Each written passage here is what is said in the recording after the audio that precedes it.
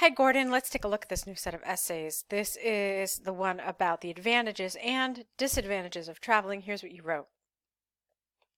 Gone are the days when traveling was so expensive that it was only accessible by the rich.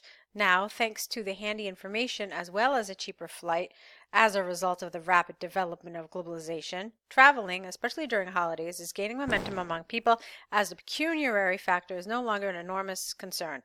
All right. I see here that you tried to use a lot of advanced vocabulary and some advanced grammar. Unfortunately, there's a problem with this sentence. First of all, it's just too long. I mean, it goes into 4 lines, and that's when you're really entering dangerous territory. It gets so cumbersome that it's so easy to lose the correct structure of the sentence. Okay, and that's what happened here.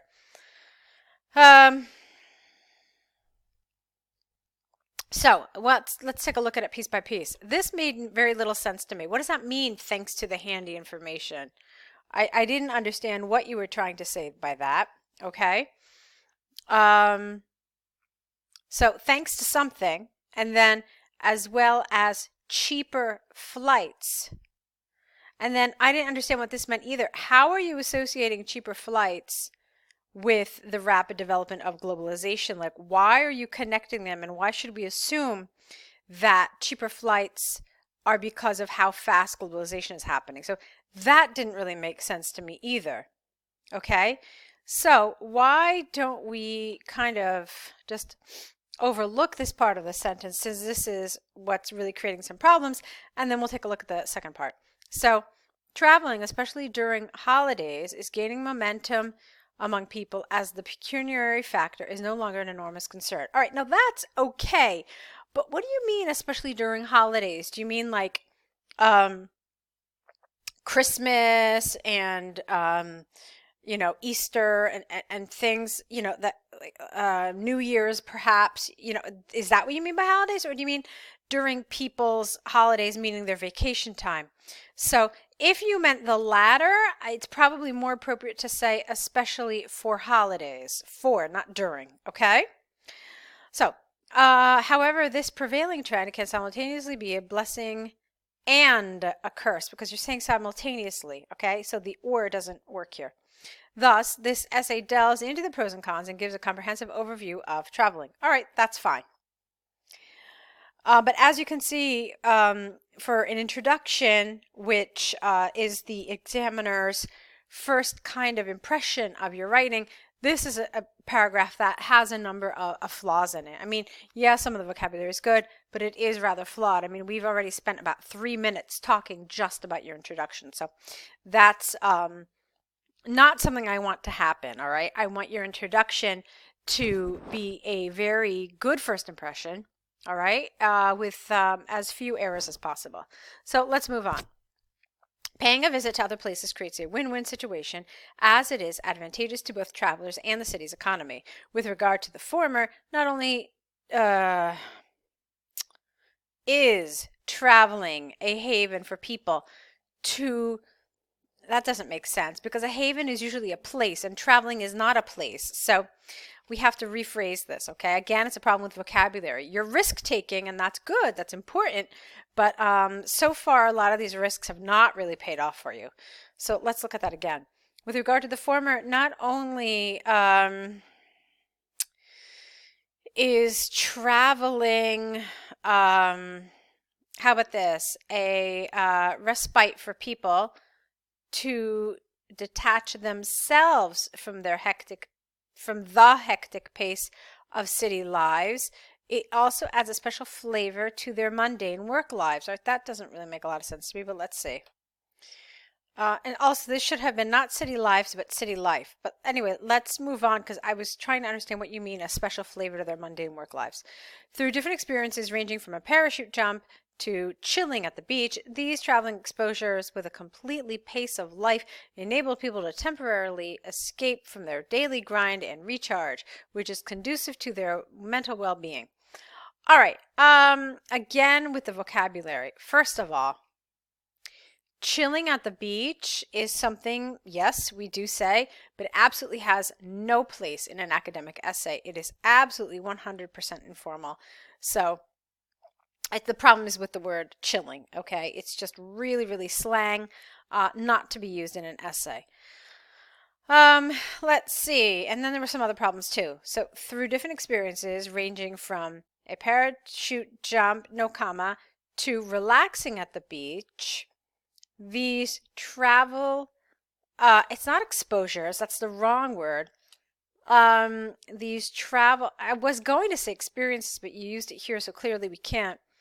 Activities, you could say. These travel activities, this makes no sense with a completely pace of life. You need an adjective here. That's what you're missing. And so it doesn't make sense to have an adverb and then a noun. So these travel activities, I really didn't know what you want to say. Through these different experiences ranging from this to this, these travel activities, something, enable people to temporarily escape from their daily grind and recharge, which is, okay, fine. As for the latter, all right, what is the latter here? You've had so many nouns in this previous sentence. So you had parachute jump to this, and you had and daily grind and recharge, and then you had mental well-being. So as for the latter, I'm not really sure what this latter refers to. The tourism industry is an indispensable part of some country's economy. No. Some country is if you're saying one country, but I'm just not telling you which. All right. So what you really wanted here is a different spelling of countries. You wanted IES and then apostrophe. Okay. So some country's economy. In fact, going on a trip does not only benefit the travel agency, but it also remarkably boosts the hotel reservations, the sales of retail stores, as well as the service industry of the state. On top of that, some governments also levy taxes on visitors. Hold on. To subsidize local development. Hence, traveling goes a long way towards individuals and society. Okay. All right, I want to go one step back a little bit. Now that I've read the entire paragraph, really have to disagree with this choice here, mundane work lives, because if something is adding a special flavor to your mundane work life, that means that you're doing it during your work life.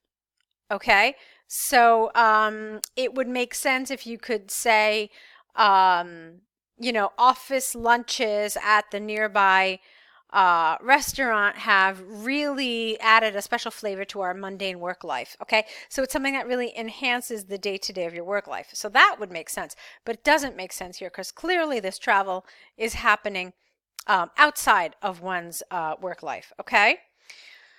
And then we talked about this, but then again, this latter here, I had no idea what you're referring to. I didn't understand that at all. We fixed this word here. And then, oh, I see what you're saying. Okay, so this latter, I think you're going all the way back here. You definitely can't do that because you can only use the former and the latter in really limited situations. So, for example, here it was okay because it followed directly after the sentence. So, but you can't like have all these sentences and then, use as for the latter. You really should have just said as for the economy. And then that would have made sense. But this is much too far away from what it's referring to for it to make any sense, okay? Okay. All right, and then the rest of it made sense. Now I understand. So on the flip side, the influx of visitors, S, is detrimental to the harmony of, I don't really care for this, of the place, of the location, of the, of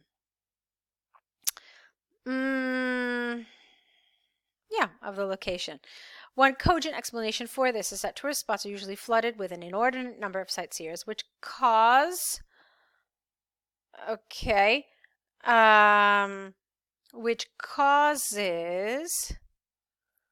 Which cause, all right, fine, which cause a considerable nuisance to local residents. For example, Hallstatt, where inspiration singular, for the fictional setting of Frozen Lies, S, suffers from deteriorating overpopulation. Okay, you can't say deteriorating overpopulation. You can just say suffers from overpopulation. Okay? With the ever increasing number of tourists in the fairy tale town, it raises the price of local stores and deprives residents of their calm and peaceful living environment. Thus, when it comes to over tourism, it wreaks havoc on the living standard of the local citizens. Okay, that definitely made sense. So let's continue on to your conclusion, and then we'll talk about this a little more in detail. Indeed, the situation with tourism is such a controversial issue that it is a double-edged sword. Although an individual and a city can reap a large profit from tourism, it comes at a cost of privacy and comfort. Hence, it is of paramount importance to strike a balance between the two sides. All right, I like that conclusion. That was very nice. Now, let me tell you what my concern is. Take a look at this. What did the prompt ask us to do? It asked us to discuss the advantages and the disadvantages, okay? So you talked about the advantages here. You said that it's advantageous for travelers, okay, because, you know, they get to relax, they get to escape their daily grind, and you also talked about financially how it's very beneficial. But here, you only had one disadvantage. You only said that it is detrimental to the harmony of the location, and that's frustrating for the residents. Now, maybe an examiner would give you the benefit of the doubt and say, no, these are in fact two disadvantages. One is the harmony, and then the other one is here it is, the prices, the rising prices. But I can't really say that because you never really developed that. You never developed this idea of these places becoming more expensive. So it would be very difficult for me to argue that, okay, well, yeah, that's your second disadvantage, because you just kind of really casually mentioned it and that was it. Okay, so there's definitely a problem here. When it says disadvantages, you absolutely have to make sure you talk about more than one and that you develop that, okay? So we spent a ton of time on this task too. You could see that it did have some problems, all right? So I want you to work on those. I want you to work on correcting them. So let's go straight into your task one. Okay, so let's look at these movie preferences. The bar chart illustrates statistics, okay, with an S, of young adults, get rid of the, predilection for different types of movies around the world by gender. Overall, trends can be analyzed from two perspectives, namely by genre and by gender. In terms of the former, of the 6 categories, comedy was most preferred, whereas animation was the least preferred. Regarding the latter, both males and females enjoyed comedy the most. Okay, fair enough. With regard to the type of movies, over 280 respondents, get rid of preferred comedy films, which was double, get rid of that A, which was double that of drama and horror films. Combined, do you mean? Or do you mean separately? So that's a little confusing, okay? In particular, animation films had the least popularity among the young adults. I would have liked with roughly 110 supporters. As for gender preference, both genders preferred comedy the most over other choices, with an equal ratio of male and female supporters. Similarly, animation, horror, and drama films did not depict an explicit gender trend as well. However, the statistics of action and romantic films revealed a greater discrepancy between the two sexes. While the number of male supporters for action films was 1.5 times that of female supporters, the number of female supporters for romantic films was 4 times that of male supporters. Okay, let's see. All right, 191 words. So it wasn't too long. Let's see what you did here. I want to first make sure you mentioned all the categories. I'm pretty sure you did. 1, 2, 3, 4. Yeah, I know you did. Yeah, you talked about all the categories. So that's good. I thought what you did here was interesting. I don't know how effective it was. I mean, you spent this whole paragraph kind of talking about their combined scores, and I don't know if that was such a good decision. I think that you could have used all of that time a little more wisely. Um, because it doesn't really look like the chart is interested in those total scores. And like I said, I think you could have used this time wisely. I like what you did when you talked about the ones that had very little discrepancy between the sexes, and then there was discrepancy in those others. So I think that would have been a really good way to organize this. So I would have started I mean, there are a ton of ways to do this, not a couple. There are a lot of ways to do this, but since you liked that way, and I don't disagree with you, you could have done it like that. You could have said 3 of the categories showed very little difference between genders. The most popular genre, which was comedy, and then you could tell me which one was this, like 4th or something, or 5th, I'm not really sure. And then it with 73 to 64, and then animation, which was the 5th most popular or whatever, 63 and 54. And then you could talk about in a next paragraph the ones that did have a big gender discrepancy. Okay, so then you could say that the second highest, the second most popular film for men had almost half as many female fans at only 82. And then you could say a similar discrepancy was seen in the romantic, and then you could say that a far smaller difference was found in drama. So that's one way you could have done that, and I think that would have been really effective because that was a smart way. I haven't seen that done before. So your grammar was good, but like I said, I thought that you spent a lot of time with all of this addition, and it felt like you were missing some important pieces of information.